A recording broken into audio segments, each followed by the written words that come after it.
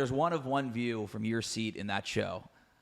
What was it like those first few episodes, watching these men walk in and having that conversation? Well, the first, investigation, I was just trying to keep my, heart out of my throat and in my chest. Yeah. And the guy comes in and I confront him and I read the transcripts, but he leaves. Another guy shows up. Do it again. Third guy shows up, and now the transcripts of the chats are all mixed together on the dining room table. Again, the first time we did it, we didn't have the system done. Right. So I walk out with the wrong set of transcripts.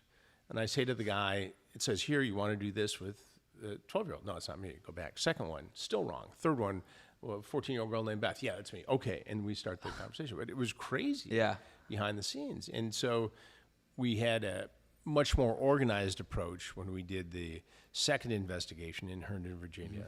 And this time, it really got attention. We had a guy who was a rabbi show up, a guy who walked in naked, a guy who was a military intelligence officer.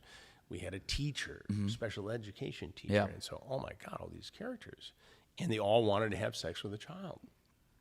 And so by the time we did it a third time, 51 guys showed up in 3 days. So then it was, all of a sudden, people were really paying attention to this. Right. But regardless of how much attention it got, guys kept showing up. Guys still show up 19 years later. We have an episode that will drop on the day of this recording. Yeah.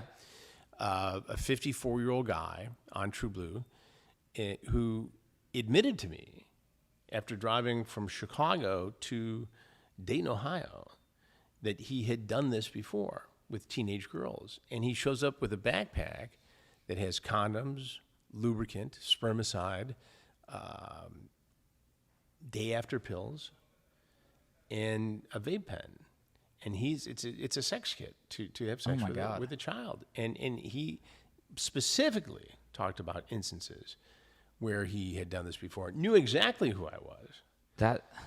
And continued to talk. It's shocking to me. But what it tells me is, in spite of the increased awareness that I think the Predator series has achieved, the internet has exploded in terms of social media platforms. Right. And there are more platforms upon which an adult can approach a child than ever before. And it's not going away. Right. So the awareness is there. It's increased vastly, but the opportunity has also exponentially increased. So it's not going away. Right. So you need to create this wall of protection informationally around your children.